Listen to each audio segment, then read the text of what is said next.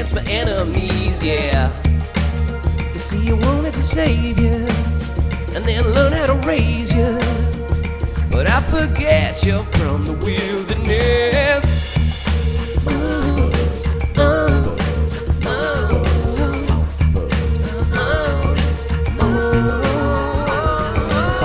Hello everyone, what is up? I am Rob. I'm Eamon. Oh damn, Eamon, would you believe it's a mini Fuzz? I don't. You don't believe it? I don't believe it. Well, you best believe something. It's happening now. Get right with it or get wrong with it, because it's happening. We're here now. Hope everyone's doing well wherever you are in the world. Hope you're having a good day. We've actually got a fun one today, Eamon. We've got a little bit about why some people might have paranormal experiences. Okay. We've got something about the term funky, which is quite good. Yeah, that was quite illuminating. I took a quick sketch of it earlier. We've got stuff about feral chickens running riot. And we also have government plans to find aliens, or what their plan is when they find aliens, or if they find aliens. So a variety of stuff today. Thanks everyone as well on YouTube. Thanks for the comments. Thanks for the likes and subscribes. And if you're watching and you haven't already, please do hit subscribe and leave a like. We do appreciate it. Yep, before we get into this episode, a quick reminder as well that Patreon is the best way to support this podcast and the whole Scotland, the whole Loch Ness trip, which we're about to talk about in a second. That wouldn't have happened without our lovely patrons. So, if you want to head on over, there's exclusive episodes. There's Halloween specials where we're dressed up like idiots. There's a bunch of stuff over there. Head on over to the link in the description. Check out the Patreon. Eamon, if they have any cryptid encounters, maybe they've been attacked by feral chickens or something like that. I'd like to hear some feral chicken stories, to be fair, controlling most of the eastern seaboard. I would say that if you have those stories, send them into mossfuzzpodcast@gmail.com. Obviously, whenever we get stories from people, as you'll see today, we have one kind of semi-spooky story and one that's just actually a really illuminating, I suppose, study of the lexicon, perhaps. So based on, actually both of these writings from our listeners are based on topics that we've discussed on the episodes of the pod. So again, feel free to chime in whenever you want. If it's something that we think is pertinent, we will stick it in a mini Fuzz here. And Charlene writes in first, and she says, and this is interesting, this is actually something that we will apply to. We'll put a filter over the ghost stories from now on, and this is part of that filter. She goes on to say that I have a story that felt very paranormal but really wasn't. A few weeks ago I had a drink, and the next day I felt feral awful, not feral chickens but feral awful. Had really intrusive thoughts. I felt like I could see things out of the corner of my eye, and I felt like there was someone or something bad waiting to get me. After a few days, that feeling went away. Then on Friday last, we went out for my daughter's graduation and had a few drinks, and I started getting that feeling again. But I could see things. Everyone looked wrong. There was a strange smell. Land started talking to me. I don't know what that means. This isn't like me, and I'm normal mad, not mad. I think me and Eamon can vouch for that. So we're normal mad. Yeah. So off to hospital she went, and she was captive for 2 days. Turns out that I had a severe vitamin B deficiency, which was actually stage 3, and it makes you have hallucinations. It makes you hear and see things. Drinking makes it worse. And I sent this on, blah, blah, blah. Moral of the story, check your vitamin B. I get night terrors, and that's from lack of vitamin B. Sent from my iPhone, which I couldn't help but think, is that a Baby Red reference? or does sent from my iPhone actually still happen in emails? Yeah. Vitamin B is a big thing. I know some people who get that injected, so it's not like just a case of taking this or the other. Like, they need to get their booster of vitamin B shots. Yeah, so this is something that I've brought up in some of our paranormal episodes, where carbon monoxide poisoning is actually another one, where in a house where people are seeing, hearing, or experiencing strange things, sometimes it can be down to carbon monoxide, because that actually makes you act. There's like EMF. There's carbon monoxide, it upends you. I'm actually starting a new podcast, and it's just about vitamin B ghosts. only ghost stories about vitamin B. It's like people on purpose give themselves vitamin B deficiency. So they can experience terror. It's like all the ghost hunters are like trying to remove vitamin B. I'm 2 weeks into my vitamin B destruction journey, and I just want to let everyone know how I'm getting on. But it is a wild thing. There's a lot of other stuff. I think niacin, thiamine, and all those. Yeah, all those kind of ones you can like. And people can be really depleted now. The other thing is some people can't absorb. I think it's like 40% of people have trouble absorbing vitamins. So they need methylated vitamins that their body can absorb. So there's, lots of stuff like that. So might be a ghost. Could just be you need to get an old effervescent tablet in your water. Get the old fucking halobarge into your body. That's what women say, halobarge. But no, it's... I think alcohol is the common denominator here, and she even says it herself that it was on 2 occasions where she drank where this happened. But as far as I'm aware, alcohol, and I looked into it a little bit once I got this email. It depletes your vitamin B. Yeah, it can. Yeah. There's studies where it says you'll actually have about the same levels of vitamin D, but I guess it acts as some kind of like interrupter. Yeah, well, it's the same reason that you get like anxiety, like the hangxiety. So the anxiety of a hangover is because it depletes your nervous system, and your vitamin B, the vitamin B complex and the 12, I think, is kind of what helps you not be afraid. Yeah. You know, so that's interesting. Yeah, because that's why like people are like, you know, when people say, "Oh, I can't remember what I did last night and I'm freaking out. I did something," having never done anything ever, like having never made a complete tool of themselves when they're out drinking. Yeah. And we've talked about it before that when you are kind of freaked out, it's like your body just tries to find whatever it can to make sense of it. So you're having anxiety and your body's like, right, I better find a reason to validate this, to focus on something to keep the hamster wheel turning. The body works in fucking bizarre ways. Like, honestly, if you go on to like a health anxiety subreddit, like just like the lads will be like, what's the most bizarre thing that you've had happen as a result of health anxiety? And like people are literally listing things that you'd be like, oh yeah, you would think it's something serious, but it turns out it's anxiety. Like psychosomatic, so they totally psychosomatic, but like it's crazy, really intense stuff. And I was actually going to say that like I find it really difficult to drink nowadays because I don't drink very much. So like I'm talking, I think I've drank in 2024, we're in June now, I think I've drank 3 times, maybe, something like that. That was last week for you. No, I think the last 4 nights. Well, I hit a bank holiday, so it's not like excessive. I'm going to bed at reasonable hours, but like, you know, you drink a couple of glasses of wine, have a beer, you're chatting to people. But when I have a drink, this is what I was going to get to, is like I had 3 pints on the last day of the Premier League. We went down to the pub to watch the matches, and the next day, because it was 3 pints, was in the middle of the day, I didn't think much about it. The next day, I was doing some work for the podcast and I felt fucking horrible. And I was like really anxious, on edge. Yeah.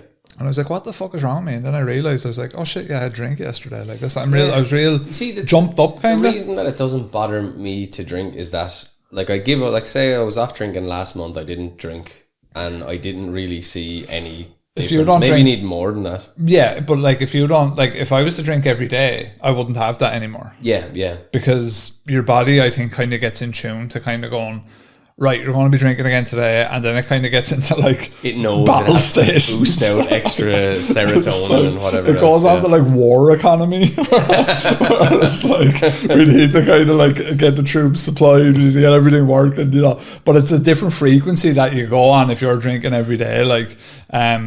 But you do see like it can really fuck with you long term, like drinking regular. Oh yeah, especially with these kind of vitamin levels and things like that. Yeah. So self-love is very important, and keeping on top of things is very important. It can be extremely tricky, especially if you're prone to things like maybe anxiety or these kind of things. From I think the anxiety is a tricky one because a lot of people drink to pacify the anxiety, and then you have to pay the piper after the drink. Same with Xanax. People would pop Xanax to stop anxiety, but like you don't actually. Like I'm quite lucky in that I've learned to manage my anxiety. I just like drinking, which is a problem, but like not that much of a problem. But with the Xanax and stuff, if you're not actually getting to the root. Well, I think that your psyche, sorry to cut you off, but I think your psyche, I think the brain, the human brain is so cunning that I think that your anxiety could be telling you that drinking is because you don't have anxiety, but it is actually what you're trying. Yeah, I'd say that like that's how like how smart the brain. That's is. how I think. That's how I think. Like my anxiety is like that at times, where I'm like, I fully think. I think I've as well. We have like. I would love to be in the body of someone who had never suffered from anxiety in life to see what that was like. Just to see what it's like, because I like sometimes I see people freaking out and I'm like, calm down, like everything's okay. But I think I'm constantly at like a 6 or a 7. Same. But I'm just so used to it, I don't even see it as being. Yeah. And like I said, my psychology now is just like, sure, who cares? Shut the fuck up. And that really works for me. It's the fight or flight thing, and you just get so used to it. It's tricky, but yeah, I would recommend in that case vitamin B deficiency. So if any of our listeners are experiencing anything like this, and we usually do, to be fair to us, as a disclaimer on any of the paranormal episodes, or if we're talking about a story, a lot of the time we will actually mention like that mental health usually problems talking about could EMF and stuff as well. Yeah, like that could be an obvious one. So it is definitely something to look into, and cheers for that, Charlene, for giving us the old heads up. Now, on a more lighter note, we discussed on a mini fuzz there a while ago how much I love the term funky, especially when used by black people when to describe someone as funky. I like it when it's used in a derogatory way. Yeah. But Paul explains the full run. Not apparently the only way to use it. No, yeah, very interesting. So Paul says, gentlemen, greetings from Oklahoma City in the US of A. Shouts out. A few days back, I heard your discussion regarding the use of the term funky. The debate was whether the term is derogatory or complimentary. The truth is, the term can be used either way. Context is everything. Mm-hmm. For instance, let's say I am going to meet the godfather of funk, George Clinton, for lunch. I arrive first and I may greet him at the table by saying, "So great to see you, George. Sit your funky ass down." That's how it will be said as well. Yeah. Sit your funky ass down, George. In this instance, funky is complimentary. Is it? Well, yeah. I mean, if said like that, you could argue that it's like it's really patronizing. I would imagine that could still be misconstrued there. Well, you see now, if I know what he means. Yeah. It's what like, but he says he's referring to his stature in the funk music community. Oh yeah. So that's. But I would agree because funky ass. Yeah, sit your fucking y'all smelling. Now, to go on, let's say I'm going to meet my alcoholic deadbeat uncle for lunch. He rolls into the restaurant, obviously having shit himself recently. Nice. So this is I arrive at the appointment time 45 minutes prior. I may greet him at the table by saying, "Dude, you smell like shit. Did you shit yourself? Damn, sit your funky ass down." Obviously, funky is used in a derogatory sense in this example. Do you know actually that there's a whole thing that's kind of gaining sort of steam on the internet where apparently there's a certain amount of men that just don't wipe their ass. Jesus Christ. Like women are starting to like galvanize and rise up now about like their men. Do you think the stories about meeting men with like a shitty as you get older? Sure, doesn't Mankind after he got thrown off like? Yeah, I don't think it was the Hell in a Cell, but Triple H had a video and he had like a big skid mark on his tidy whities, and he was like obviously didn't mean to. That wasn't part of the story, but he just picked it from. But I do think as you get older, I think you have to be much more careful about your farting. You can do a heavy fart and you probably need to give it a wipe. Like this ain't it though. This isn't the fucking. This is lads that are just shitting. This isn't like an accidental shart. This is that's like fucking disgusting. Generational like neglect. My daddy didn't wash his ass and I'm not washing mine. This is like that's insane. That's insane. That's disgusting and it's insane. It's actually hilarious. Why would you not? I feel so bad for women that have to deal with that. You know? But if anything, toilet paper isn't enough for arse wiping. Like if you had shit on your face, you wouldn't just wipe it with a bit of paper and go, right, so off I go. Like, I think every house should have a bidet. Yeah, they should. Or a Japanese toilet. There are like this ties into the whole not wiping your arse thing. They're like that same group of men would say that it's gay to use a bidet probably, or to wipe your arse. That's what they're not going out their arse. Gay to wipe your arse. That's what you're saying. Man, that's so fucked up. Like that's it. But that's horrible, like because you know, like imagine how fucking like how like. But they must. So the only time their ass gets cleansed is when they have a shower, which presumably I don't know. That's what I'm saying. Like, I don't think they would even probably wash it in a shower. Like, they just kind of wouldn't wash their ass in the shower. I don't think so. I think that the impression that I'm getting. I've heard stories from girls about lads that don't unclip their dicks. This is obviously for those of us who are uncircumcised. They don't unclip their dicks when they wash, so they don't actually wash in around and make sure that there's no fromunda cheese around there. And like, apparently, like, the stench is just, imagine like decades of unwashed. Yeah, I don't want to imagine it now. Is that why it's to stop lads? The Jews were just like, listen, there's something. Lads aren't washing their dicks properly. We need to cut the top of it off. I don't know why they're at that now, to be honest with you, but I think cutting off a foreskin is barbaric. Yeah, I don't agree with it. Barbaric. It's just there's no need for it. If that's your only argument, is like, lads don't know how to wash their Mickey, it is kind of compelling, but at the same time, lads do know how to wash their Mickey. It's probably the best argument, to be fair. It is. If no one's washing their Mickeys. But it's like, literally, it's like getting a dog and cutting its hairs off or its tail off because you're like, yeah, that's better for you. It's like, you don't I agree. I think it's totally fucked up. Like, but I think it's there are cases where you need it though. Like, there's cases. Well, for some men, they can get repeat infections or whatever, but just because of the bacteria. So, in spite of washing and being hygienic, we're not likening them to these raggedy ass, dagged lads. That's horrible. I would be curious actually if there's any girls or guys out there that have been with guys who are like I'd say there's loads. There must be, yeah. I'd say there's loads. I mean, look, it happens on both ends. It's not like the fairer of the sex now can fucking are getting off scot-free. Every now and then, you can't fault a person for being on their feet all day. Do you know what I mean? There's every now and then about that. But that's what I'm saying is that like everyone's gonna like not be straight out of the shower smell from time to time. That's fine. Not. If anything, that's grand. Like, adds to the experience. Bit of pheromones. The stench of want. Get a bit of pheromones in there.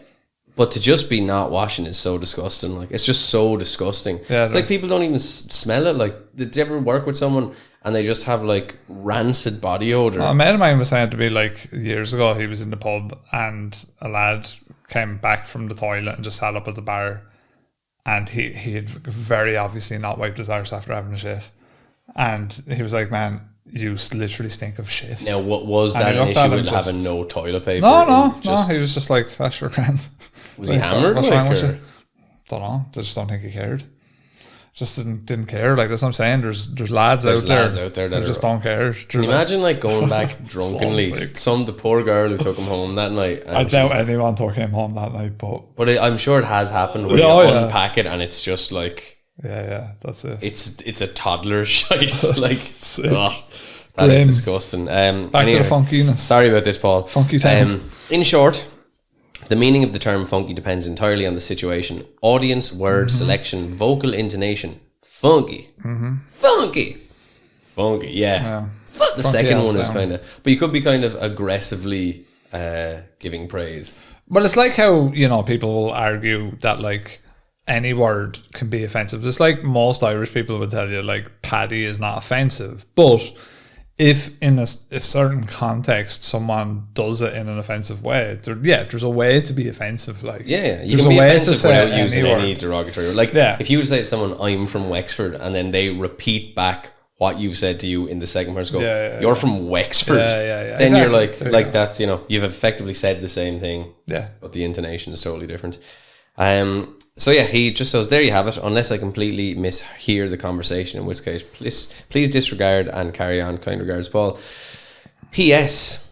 Kindly note that I am not a linguist or English scholar. Ooh, imagine. I am totally unqualified to speak with any kind of authority on this from an academic standpoint. I am sure there are specific terms that cover this, but whatever. Thanks for the wonderfully consistent and entertaining show. Best of luck to you all moving forward. Thank you very much, Paul. I appreciate that. I thought that I felt like this was like the best kind of dry humor. When I was reading this, I was just laughing because it's something that seems so earnest. What's that? Just the whole thing, like he's kind of like, it can be this, but he kind of clearly taking the piss at the same time, especially on the last bit. So I really enjoyed that. Yeah, funky ass. It is funny though. Funky is my favourite derogatory term of the month, I would say.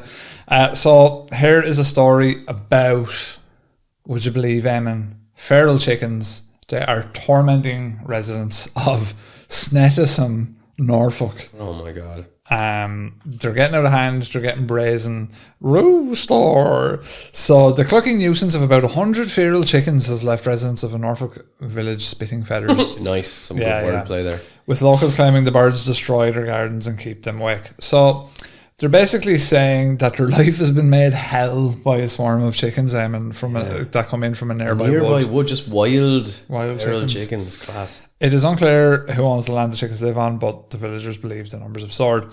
So they are then complaining of an influx of people travelling to see the birds and leaving food for them, which is attracting rats. Oof. That is one thing I don't get. Feeding like birds that are pests, I get feeding even ducks, right? I get that, but like feeding fucking seagulls or pigeons, fuck. No, they don't need help giving food. No, they don't need food. I was literally, no joke, down in Kilmore yesterday, which for our listeners that aren't from Ireland, it's a sort of a seaside, picturesque little fishing village, and there's always a fucking bunch of seagulls there, and they're big ass seagulls as well. And like, no joke, people sitting at the table beside us eating fish and chips. And they were just taking them. Just came straight down, took them off them. Yeah. There was a girl, a young girl, she was eating something like a nice lolly or whatever. Came down, took that from her hand. Just went to yoink. So they're brazen fuckers. Yeah. Why are you feeding? But sure, even the seals down there, if you ever watch it, they follow the trawlers in because they know they might get a few fish. Like animals will just, what's the easiest way to get food? Like we do that, we just call it supermarkets. Yeah. But like it's the same thing. But if you, like, it's hard to batter a seagull as well. I was ready to punch one. I was hoping. I was like... Were you hoping you'd grab him by the throat as he flew down? They came down with the food, like the people that were at our table with us. They brought their food then after this happened. And I was like, I wasn't eating. So I had my phone ready on video as well. And I was like, if one of these comes down, I'm going to try and catch the bastard. But no, they didn't. They seemed they could probably, their extrasensory animal instincts knew. They're like, I'm not fucking with this, guys. Well, I was waiting for him. I was like, because I just would have looked funny if I had a video of a seagull flying down. Did you ever see that one where a lad grabs it by the throat and just like, it's pretty tight. But they're not, like, they don't need to be fed. So people, this is a PSA, stop feeding pigeons, stop feeding fucking seagulls. They don't need it. As a matter of fact, they're laughing at you. They're laughing at your naivety. They're taking your chips, taking your salty chips. They're going to nest in your fucking ceiling or something, in your chimney, in your roof. They're going to fuck that up. I don't know if you know what seagull shit. That's acidic, man. That fuck up. That come down through the ceiling. Leave them up there long enough. Prince of Persia, he's a car detailer, listens to this podcast. He'll tell you that most of the cars, it's bird shit does a lot of damage. Yeah, it's so corrosive. Like yeah. They're fucking. And my car is parked under like tree. My back garden is just full of birds, so we're constantly getting shit on. You need to eradicate them. Shitty house. So so then basically Rod McKenzie, who is the parish councillor, said they're paying in the butt. In the butt. If they come into your garden, they'll dig everything up. It's not just food for the chickens. It's every bit of, what is it? Detritus? Yeah. Detritus. They can find, and that brings rats. What was it someone left the other week? A quart of pink prawns. What? The rats are quite sizable around here, and they breed like hell. These motherfucking seagulls or chickens getting prawns. That's better than me. I can't afford prawns. Yeah, that's fucking lethal. Yeah, like I've had this out with my granny before. It's like, you have to be very wary about your bird feeders, because more often than not, bird feeders become rat feeders. Yeah, because they climb up the trees. And well, the rats, like. Well, we were told, like, by the lady who lived there before us. I was saying, "Oh, is it nice to put up like bird feeders?" And she's like, "Don't." She said, "Your garden will be destroyed." And we saw a rat in our garden the other day, which is unsurprising because we have like a big, public land behind us and all that, so it's ditchy. But yeah, and then the other part is like the amount of birds that are in those trees. Sometimes there's just spots that are just covered in white shit. Yeah. Plants that are destroyed with bird shit. Like, and so yeah, anything that encourages more of them is not really. It's tricky, isn't it? Because like obviously I myself, I'm a man of the outdoors. You like birds? Yeah. I love the outdoors. They're but lovely. When you have a garden such as yours or such as mine, it's like, it's a little small little pocket of nature, right? But like birds can definitely like flood it. Yeah, to where there's like too many. It's like in an ideal world, you're living in a Hitchcock film. Yeah, you'd like a pair of collared doves or something. That'd be great. But like, yeah, it's always fucking mad. But it's always just blackbirds and pigeons. Yeah, it's very rarely like our place is. We're very lucky because we have so many plants and stuff there that there's lots of bees and stuff. But again, it's one of those things where if you leave the back door open, your house is just swarmed with spiders, daddy long legs, flies, especially the blue bottles that like make that annoying buzz sound. So look, it's like anything. Everything, it looks grand, but doesn't always feel grand. It is weird because, like, if you're out in nature, say camping, none of that would bother you. Yeah. But because you have a house, you don't have a bee inside the tent. Yeah. True. I suppose a bee in the side of it, out, you know. like, yeah, you'd be. It's just one of those really annoying sounds. We actually need to get ready for the fucking midges in Scotland. By the way, we need to get stuff for that. Yeah, because the midges in Scotland are real. Tear the head off you. Where our Irish arses aren't used to the midges. Like, we don't really get them here, but I remember midges used to be more of a thing when we were kids. Is that fair, or was it just with, like, that was back when acid rain was more of a thing? Like, it's gone. It was never actually a big deal. Back when the floor is lava was the thing. Back when the floor was lava. Back when quicksand was our biggest fear. Like, yeah, no, I think probably what it is there's probably a couple of things going on. And one, I'd say when we were kids, we were probably prone to be in more wildy areas, fucking around in trees and shit. True, yeah. Two, I'd say there was less pesticide use back when we were kids, or maybe more. I don't know. No, I'd say less. Yeah. So it does definitely seem like, you know, we're used to a more sanitized environment. And you were surrounded by fields when you were a kid. Do you know, like it's not like now where it's much more urbanized and urban creep is more prevalent. Whereas back then it was like I was surrounded by different fields. Yeah, I think from living up, because I used to live up where you live now. Yeah. But I think, like, part of the reason I've gotten allergies this year is because I've moved from somewhere like that, which is quite prim and proper and sort of well manicured, down to somewhere that is right beside a park full of trees and gorse and wild shit. So, like, I'm getting all allergies and shit like that. No, it makes sense. Some persons have for allergies. If any of our listeners are getting some this year, apparently exposure therapy is the best fucking thing. Really, just go out there. Just go out and like there's one lad now.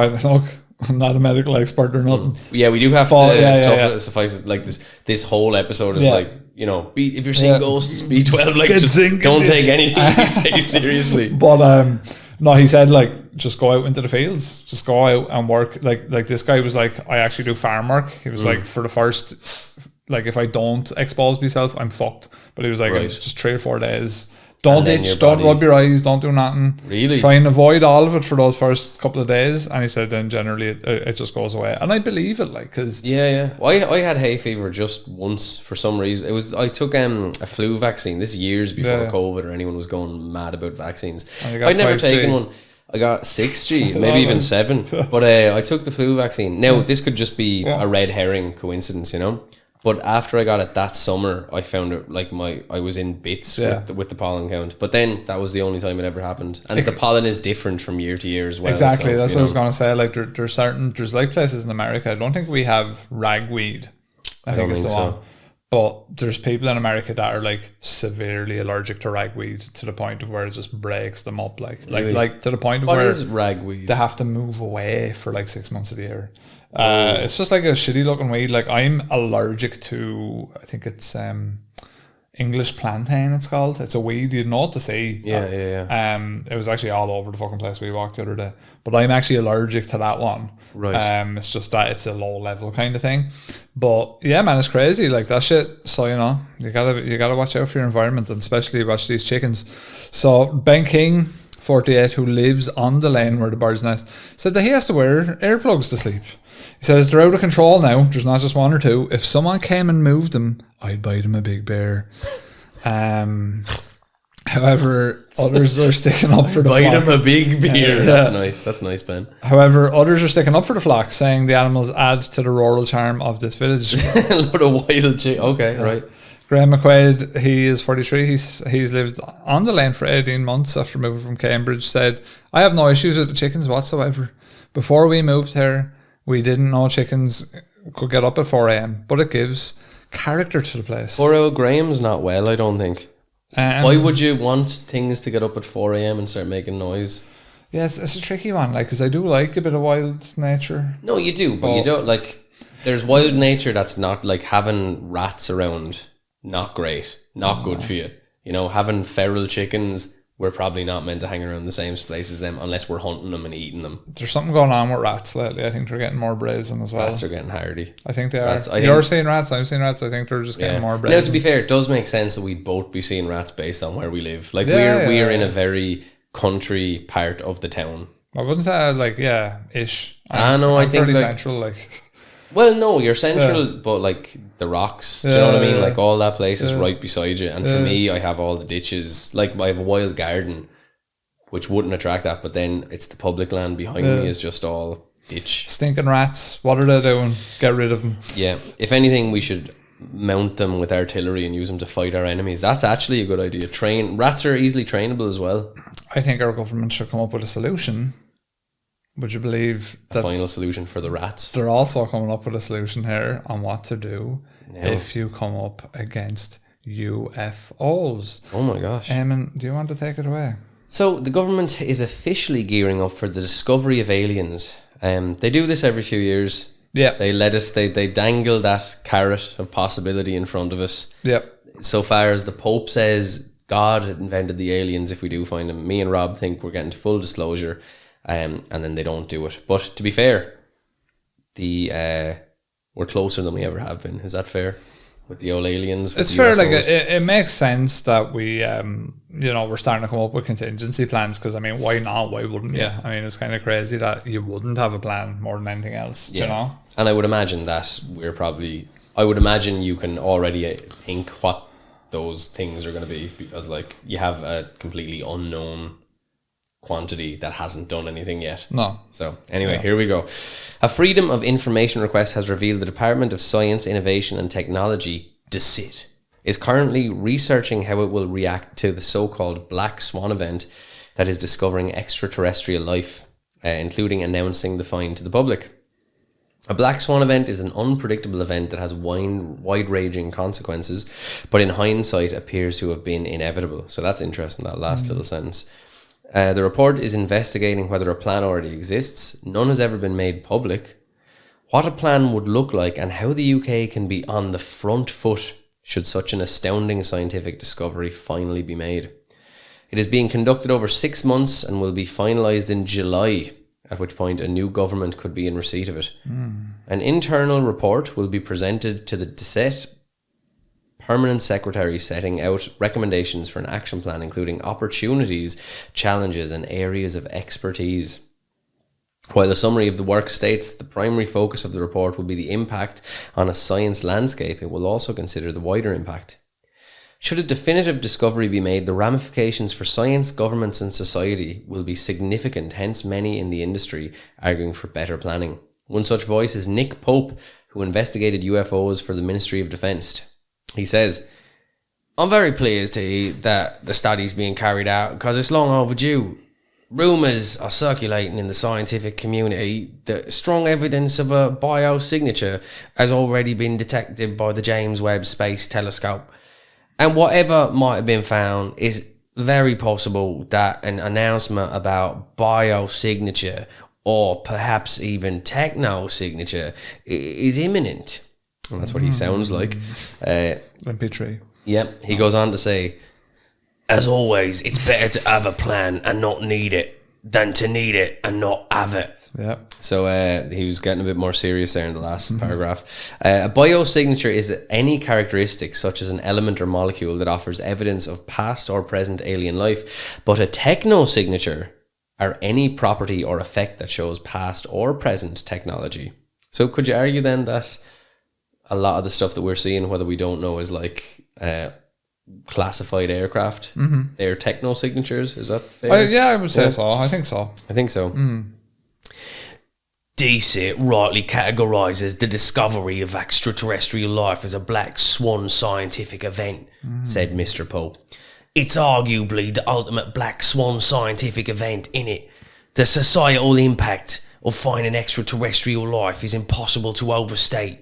It would arguably the biggest and most important scientific discovery of all time, and the most impactful.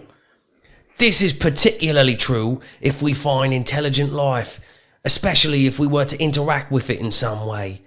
This would have profound effects on almost every aspect of society, including politics, religion, science, technology, and much more. In the worst case scenario, we might be facing an existential threat. Oh my God. Now, Despite numerous countries conducting their own searches, there is little official guidance at any level regarding what will happen in the event of discovering alien life or even making contact. The International Academy of Astronautics has developed a declaration of principles, a set of general guidelines for such an event, but does little beyond establishing that the signal must be verified and the country that makes the discovery gets to share it with the world. Yes, that's quite interesting. I have it open here. I'll read a little bit from it, but you know, basically it all kind of boils down to the same problems that humans have in general, where if aliens come out of the sky tomorrow, you're going to have, like, I don't know, let's just pull numbers out of our arse for the crack. You're going to have 5 governments trying to, like, establish contact and figure out what they want. You're going to have another 5 governments trying to do a deal with them to, like, divide up the earth. Then you're going to have a bunch of countries that don't want anything to do with it and will actively try and fight it. It is a funny thing because we always think of, like, the aliens as just this uniform one type, whereas if we look at our own planet, so many different personalities and agendas and ideologies exist. Well, like, let's say it was like an Independence Day thing, right, where a bunch of aliens showed up in spaceships, right, just hovering above Earth, and we didn't know what was going on, right? Like, every country is going to be clamoring to be the first country to get to him, right? Yeah. To try to talk to him. So even that in and of itself is going to be a thing where no one's going to be agreeing. Because do you think if that happened tomorrow, realistically, that, like, China and America are going to be on the same page? No. Yeah, true. They're not going to be, like, they're probably, even if on face level, they're like, on surface level, they're like, yeah, we'll send up something together. You may bet that behind the scenes they're trying to organise some way of getting contact first so that they can liaise with the aliens before anyone else does. And then there will be other countries that are like, I want nothing to do with them and I want to blow them up. Yeah. Like, there's that, have you ever seen that show, Humans? Is that the one about the robots? Yeah. So, like, there's a, and this is kind of related to AI stuff as well. There's a village in that where, like, people want to live without any AI influence or any sort of androids or anything. But that would happen in the event of aliens. We have that even now. Like, the Amish live by the old ways. Yeah, true. Do you know what I mean? So, like, it does exist. Yeah, I would imagine, like, it's very interesting because even the concept of trying to influence or negotiate with the aliens, like, what does that even look like or mean? You know, because you don't know until the thing manifests and you sort of find out what they're all about. I mean, we're still finding out stuff about governments, or we're finding the way governments are leaning, or the way the momentum is going, and the shift of maybe the overruling ideology in the countries. And you're seeing that people are kind of leaving facts out of certain statements. I know, look, you could argue they always have. But it is interesting, yeah. Because, like, we can't agree on anything. No. So you and, like, me can't agree on everything. So it's like, you know, even in, like, dietary stuff, or like, the aliens would have a lot to learn, unless they know it all from studying us for years, which is ideal. They probably will do. But, like, here's a couple of the principles. So I'll just read from them here. It says that recognizing that any initial detection may be incomplete or ambiguous and thus require careful examination as well as confirmation, and that it is essential to maintain the highest standard of scientific responsibility and credibility. Agree to observe the following principles for disseminating information about the detection of extraterrestrial intelligence. So number 1 just says, any individual, public or private research institution or governmental agency that believes it has detected a signal from or other evidence of extraterrestrial intelligence should seek to verify that the most plausible explanation for the evidence is the existence of ETs rather than some other natural phenomenon. And then number 2 is, prior to making the public announcement that evidence of these ETs has been detected, the discoverer should promptly inform all other observers or research organizations that are parties to this declaration, which this isn't going to happen. Number 3 is that after concluding that the discovery appears to be credible, evidence of ETs and after informing other parties of this declaration, the discoverer should inform observers throughout the world through the Central Bureau for astronomical telegrams of the International Astronomical Union. There's a lot of fucking words in this. So basically, long story short, this is all this set of guidelines is trying to operate on a fairly idealistic sort of because you know that it's just going to be special ops from different places that are going to check this out. Like China aren't going to be like, hello, is this America? Yeah, we found, like, nice. Sorry. Well, America would have an American accent. They would all have accents like this. Right. Is it racist to do accents? No, it's just bad. Why is it bad? It's like a South Park. But how come, that's a good show. South Park's a good show.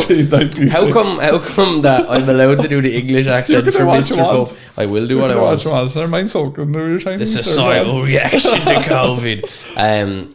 Yeah, he goes on to say, Mr. Pope, I better not do it now because Mr. Pope was Chinese, so I just maybe do that voice. No, I think it's just a thing where they're not going to unilaterally agree on anything like this. No, they would have to all sign up to this. This is just some lad who has nothing to do on an NGO job writing up paperwork that no one's going to follow. It's taxpayers' money, a waste of taxpayers' money once again. Basically, it actually is, yeah. But I still think it's cool, but it's going to be the first place that gets the contact is going to be the one that decides how it's done. Well, let's talk about it here. Do you think Ireland is going to have an equal say on how we talk to aliens versus America? But it's kind of up to the aliens as well. Like, what if America's all like, you have to deal with us, and they're like, no, I want to talk to the two Monster Fuzz lads. Yeah, I will only talk to them. I see them as the leaders.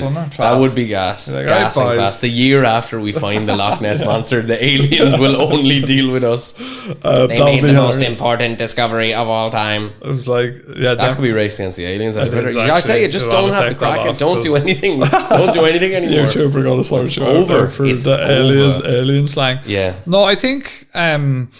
Look, I think it's worthwhile to kind of try and examine what you would do and blah, blah, blah. But like ultimately, it's just that they won't do it. We kind of know what they will do already. And to be fair, it's possible that they've already been in contact with these beings and there's loads of mad cloak and dagger stuff going on that we don't know about, which is also class. It'd be fairly funny if they did do the Independence Day type thing, but like there was no attacks. They were just kind of hovering above everywhere. And like, UK and stuff is trying to make contact, and then North Korea just lobs a nuke at them or something out of nowhere. Like, imagine that. Like, and now you're trying to be like, that wasn't us. Because the aliens, and again, it's like that thing. We see the aliens visiting as all having the one agenda, but if they're from like a different planet and they're representative of that whole planet. Then again, we're assuming the aliens are like us. They could have a hive mind. Like, it's hard to know we just don't know what they would be. Yeah, they could be coming from what we think is heaven, but it's like some alien land that they're like, bitches, we know all about that. Like, we're from that realm. Because there is some people who think that like heaven is actually a spot in the universe. Okay, right. So, like, now, not that aliens have come from there, but there's people that think that it's like a location you can get to. There's people that believe the UFOs that we've seen, they are God, if you like. Not that they are God, but that's what we see as God. God was written about. Badass whip, tearing around, fucking. But apparently, like the word, I think I've said it on the podcast before, glory, the proper translation is the great weight. So the glory of God, they said, could have been misinterpreted as it's actually this massive ship is the glory of God. Like, it's just a really weighty, that'd be cool, interdimensional. What do you think? Okay, so assuming aliens were to show up, like what do you think is the most likely encounter that we have with aliens, if we do have it? Do you think it's going to be something as simple as like we find a body somewhere? Do you think it's like a crashed UFO, or do you think they'll show up? I think they've probably found the bodies. I think they have some of this shit already. Okay. They say that some of the stuff, the crash sites that are found, they're like the term they put on them is like presents or gifts. Like, they're not crashes. They're putting them there for us to find. I think Grush was maybe talking about this, but he's talking about like, why is there UFOs around where Bigfoot's getting sighted and stuff? Like, and he's actually talking about it, which is fucking class, because that's... Is that a kind of thing where it's like, welcome to the grift, Grush? Oh yeah, come in. Well, I think it could have been the boys being like, just like, tell Dave Grush, what are you going to tell him this week? I told him that last week. Do you believe you know? So Yeah, it'll be interesting. I have a feeling So before our lifetime is complete, something weird, probably going to be 2027. Yeah, I think, it's tricky. It's hard to know. Like, part of me wants to believe that there has been something found already. A more cynical part of me now, and it still would be very hard to find, would be kind of like, would there be any chance that we could find alien fossils or alien evidence of aliens on Earth from some point in time? But it doesn't seem that way. Here's one for you, actually, a little kind of a funny little tidbit. I don't think we ever mentioned it in our Bigfoot episodes, and we will be revisiting Bigfoot actually soon. But apparently, I didn't realize this, but any sort of forest dwelling creature, this includes dinosaurs and mammals and stuff, that their habitat was forest.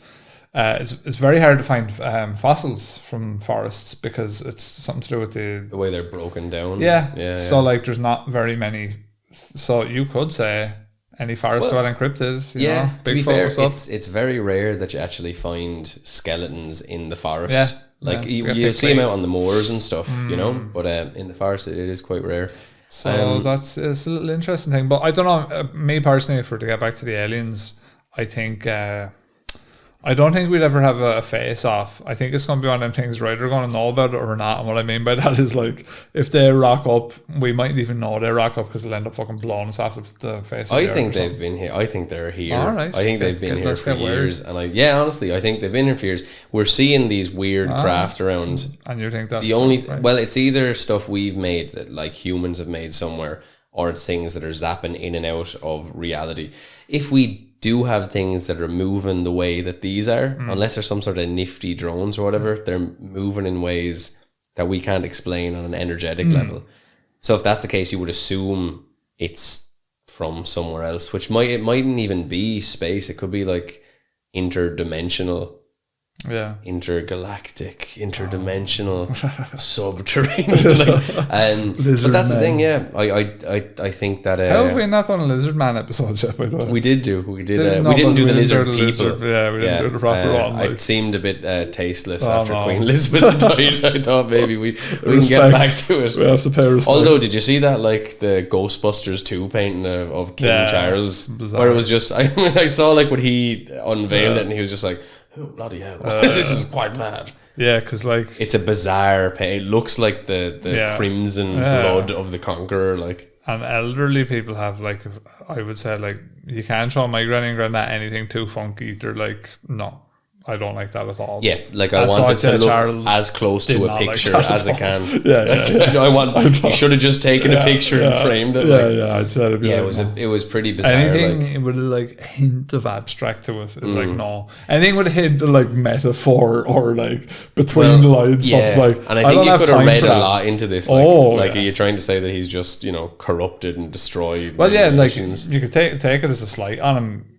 Totally, yeah. It was a pretty badass painting. Oh, like, just objectively, you're like, this looks pretty put our heads on that, I'd be like... If you put Sephiroth on that, I'd buy it. Yeah, do you know what I mean? True. Cloud, get me the black materia. Yeah, no, it's... I think the alien one's always fun. I think the first contact will be fun. You think we've already had contact. I'm not against that idea either. I think there's, like, deep cover aliens that are, like, talking to high officials and there's negotiations and all this shit going on. I think, like, it's like Men in Black. I think that Will Smith and Tommy Lee Jones work alongside aliens daily.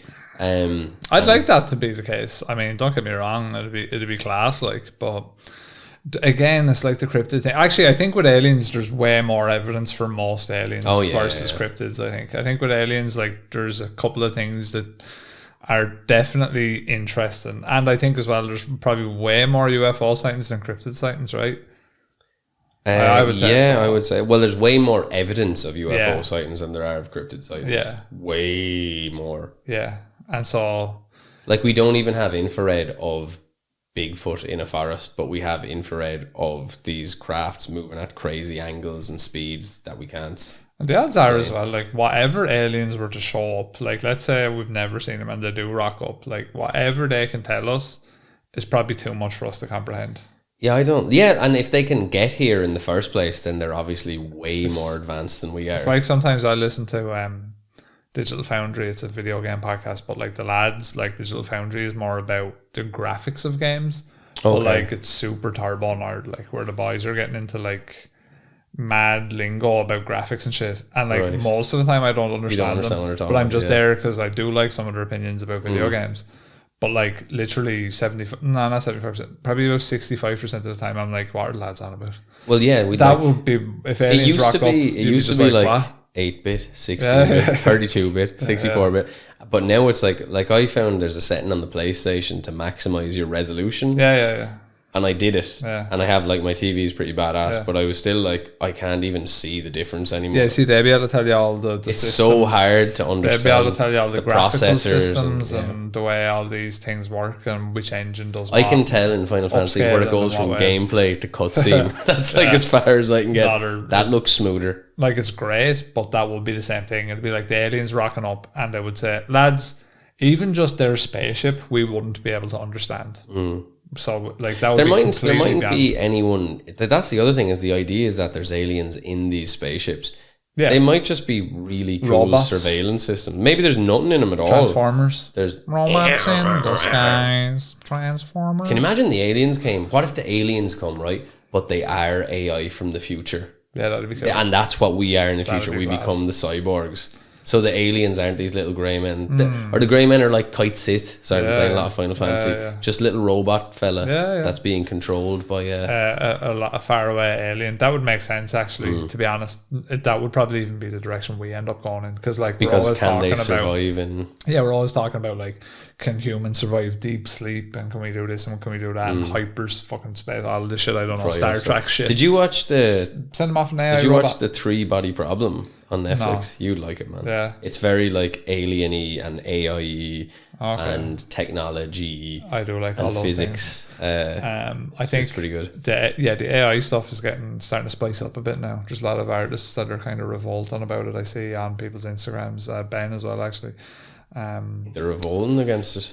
Yeah, because like they're going onto some platform basically that doesn't allow AI to train and model off their artwork. Their art, yeah.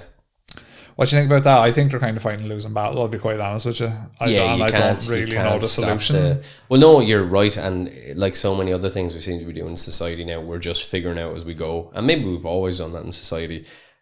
But with AI, like the stuff is there. I don't know to what extent you can stop it from looking at copyrighted images. I'm sure there are ways, but I just imagine everything on the internet. It's bullshitty because like what you've got going on there is like a wholesale like just this crazy like sort of meat grinder of information, just swallowing it all and going like, oh, I can do all that shit now. Spitting out something. It's like I can do everything now. But thanks for the art, lads. Thanks for your pictures. Think of it this way, right? I'm sure the stud farms revolted when the cars went to prominence. Oh yeah, man. This is what it's inevitable, but it doesn't make it any less of a problem because it's inevitable, because there's 2 or 3 companies that are really benefiting from this happening. Yeah. And then there's millions of people that are benefiting. It's not good, and I certainly would have compassion for people who are like, who basically have this really difficult skill set. Yeah. Like drawing and creating art, it's not easy. Yeah, it's why we all only know a handful of people who are class at it. Yeah, true. And now it just eradicates that skill,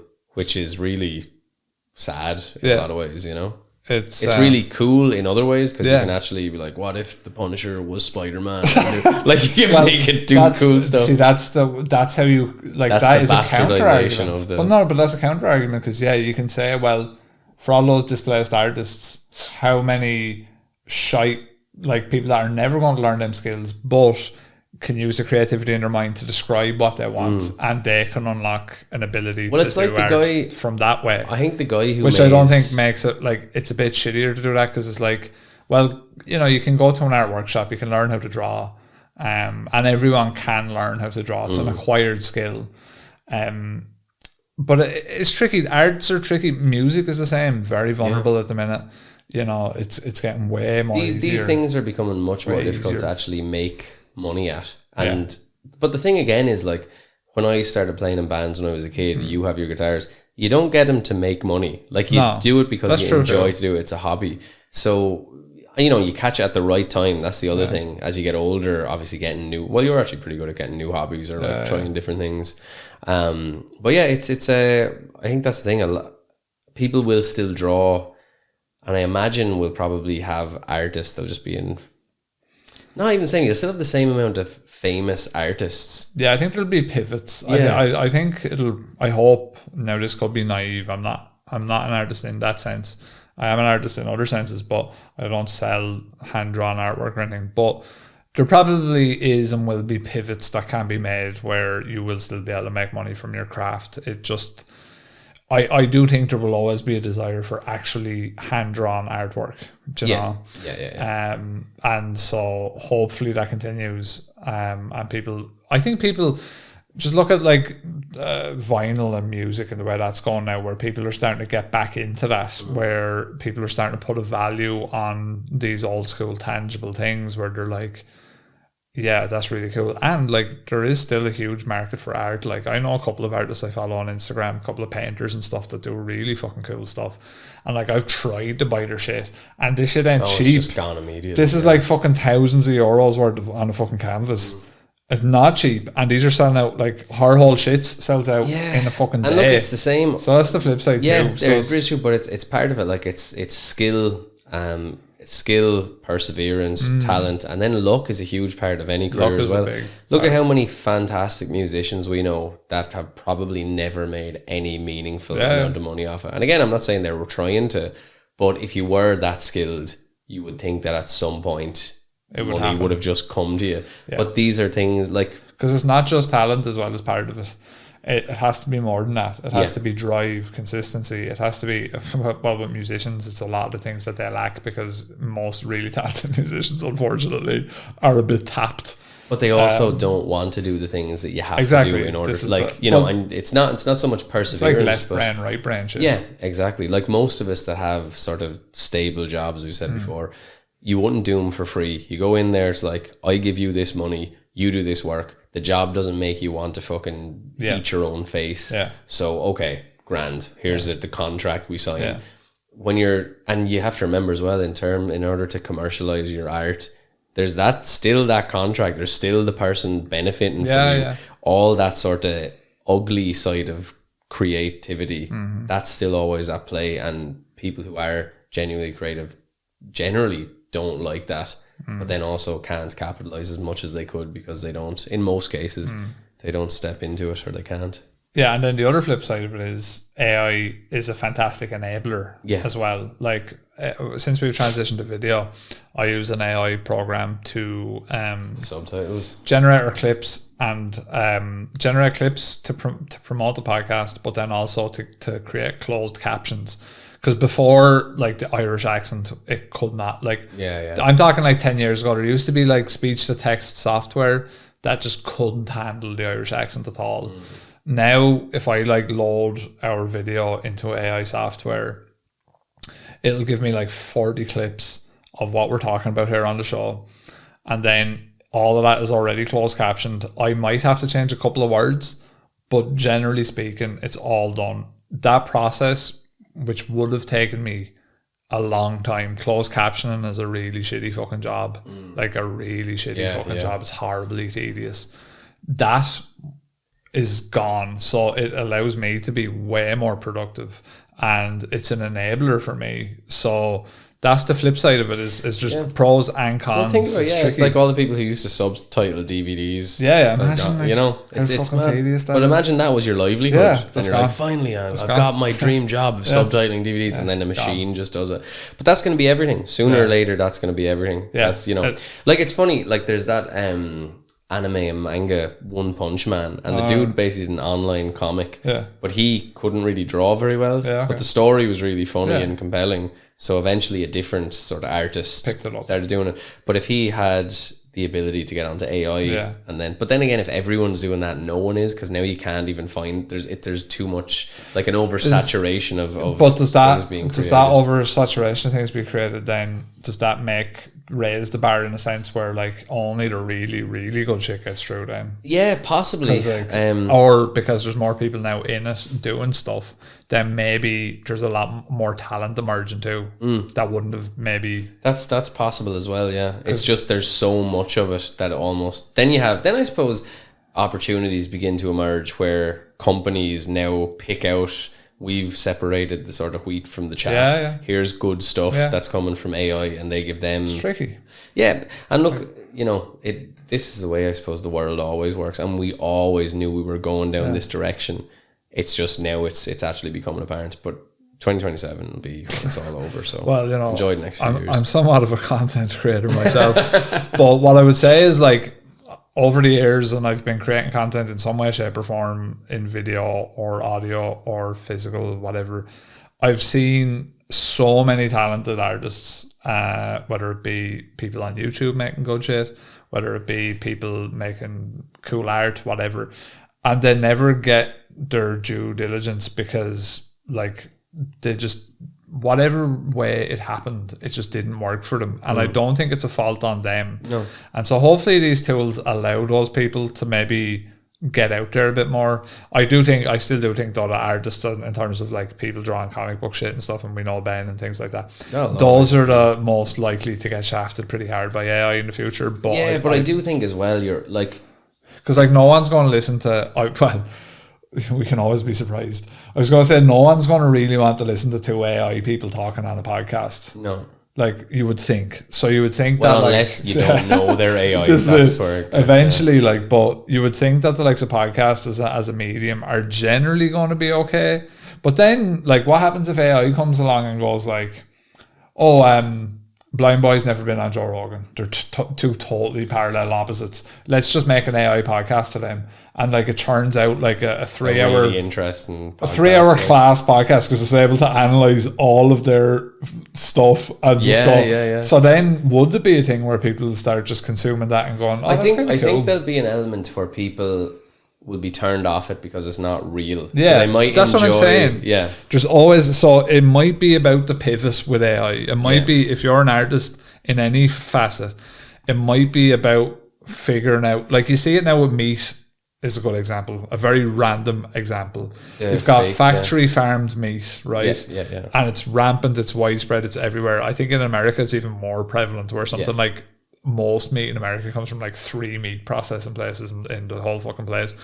But now what you're seeing is local butchers are starting to totally pivot their whole, the way they market, the way they do shit, and it's all very organic, close to home, locally sourced, all these buzzwords. And it generally will taste better as well. And it works. Yeah. And it tastes better, and it works, and people want it. Think about the explosion of craft beer that actually stayed the course. Yeah. So like it was what you had the choice of 5 or 6 drinks back in the day. When we were young, pints maybe or whatever, 10, 20 of the big kind of and they're all bought up then by other companies. And now the same is true with some of the crafting. But then we have it here in our local town where one of the pubs here cans its own produce and people love it. It's deadly, yeah. So there are pivots that can be done, and I think the savviest of the artists, any of the creative people that are listening that see it, will be the ones that'll pivot, and they'll read the room quite well. And I think you can see it everywhere, and people are starting to like it. It's the little, the sort of the small coffee shops, all that shit that people are getting into with the fucking, I don't know, some wanky beans from fucking Ecuador or some bullshit. Well, you have all those like even outside that you have wanky like pop up wanky that should beans. Be a coffee shop wanky beans. I'm looking forward to the AI caption for this. Can we name and talk about wanky beans? Can we set up a coffee shop called Wanky Beans? Yeah, wanky nuts maybe. So like something that's but it is like all those things that there's ways of just drilling into it. But these things only exist when people have money that they can part with. Yeah. When you get to a point when you don't have the money, everything just contracts again because now you can't afford. Well, actually, to be fair, the big coffee shops are probably charging more than the little ones. Yeah, and most of the time it tastes dross. Yeah. And it was only back in the day before there was good coffee everywhere that you'd be like, oh, Starbucks or whatever. You drink a Costa coffee, you run about 5 laps and shit yourself, and then have an anxiety attack and end up in the hospital. And that's pretty good for a $5 when you think that's a good return on investment. I had a Costa coffee one day. I went home straight away, shit myself. Didn't wipe your arse. And I was like, what the and I felt real jittery and anxious, and I was like, what the fuck is in that coffee? And I looked it up, and it's like more milligrams of caffeine than any energy drink available in Ireland or any other competing coffee. Most so energy like 100 drinks, more milligrams than most energy Starbucks. Drinks have like 65 to 100 milligrams. So 300 of and something milligrams. Yeah, that'll break you up. I was like, what the fuck? I felt like I'd done speed. If you're getting coffee, that's a good return on investment. It is you're looking for. Well, you weren't prepared for the aggression, the tenacity of Costa coffee. I was like, have I been spiked? Fucking hell. Like, it's crazy. Yeah. It's insane. But see, the thing is, like a tweaker. I'll make my own coffee a lot, and sometimes I just get another cup. You don't even really want it. Yeah, when you have the second. And then you're just like 7 up, like you just, oh, Jesus. Yeah. But coming up on you just get used to riding the waves of chaos after a while. You're like, here we are. Fuck me. So yeah, but that's the long and short of it. I enjoyed that little ramble there, Eamon. It was fun. There we go. Again, if you're still listening, we do have the Ben Nevis and Loch Ness trip coming up. The Ben Nevis hike is Saturday the 15th. And then the Loch Ness meetup is the 16th. Again, weather permitting. I was thinking about this today. Yeah, if we're rained out, we're not. Well, I was thinking about this today. Like, if there's a low fog that comes in over the mountain or shit like that, I'm not going up the mountain with a bunch of people who've never hiked before. Like, that just won't be happening. And that will be for everyone's safety rather than, my just own. Just do 2-day session. My own. Yeah, exactly. If that happens, we're going on to piss everyone. Yeah, that's we're just going on a 2-day piss session. Whatever. That's the good news. Or things might have to be shuffled, like, it looks like we can do it the Sunday. Stay light on your feet, be ready. We'll get it in, but hopefully the Saturday will be all good and it'll go. June's not meant to be a great month, but at the same time, that doesn't mean it's going to be a not hiking month. It's not meant to be summerish. Yeah, we'll hope that the fuzzy gods come out and help us. So if you get the infant of Prague and put it under a bush, that's usually good juju. So all my family have infants of Prague. What the fuck is the infant of Prague? The infant of Prague is the small child that they sell in Prague that has a little hand up like that. Do you remember when you were there? No, I don't. So when I went to Prague for the first time, my father demanded an infant of Prague. So I brought him back. Karl Marx bust infant of Prague. Yeah, Vladimir Lenin bust. He's a head case. So that was grand. My niece then broke the infant of Prague when she was 2 or 3. So I had to get one. But I was back to Prague relatively recently, so I got him another infant of Prague. And then this, like when I got him the first one, there wasn't family group text, whereas now like it's in WhatsApp or whatever. And my dad was like, oh yeah, Eamon got me this infant of Prague, whatever. And then everyone just starts showing their infant of Prague. And then it starts talking about if the head falls off the infant of Prague, that's good luck. So you put the headless infant of Prague under a bush to stop the rain or to manifest destiny. Which never sorted. I'll get my whole family doing it, man. And it's not a sausage creed now. It's the O'Neills. They're the spooky ones. So yeah, look, I hope it'll all be good. I think it will be all good. Chances are it'll be perfect. But again, you just have to keep this all in mind. We're dealing with nature. It's not like we're going to. It's not like we're doing a live show. So it's just we're dealing with Mother Nature, and she can sometimes be an old bitch. But yeah, we'll leave it there, I think, folks. More Loch Ness on Monday. We are exploring the modern sightings. And then this will actually be a 3-parter. The last part is going to be what we think it is. And we're going to rank the suggested things on least to most likely. As well, some of the other kind of cool shit about it that we missed in the other ones. We'll leave it there, folks. I've been Rob. I've been Eamon. This is Monster Fuzz over and out.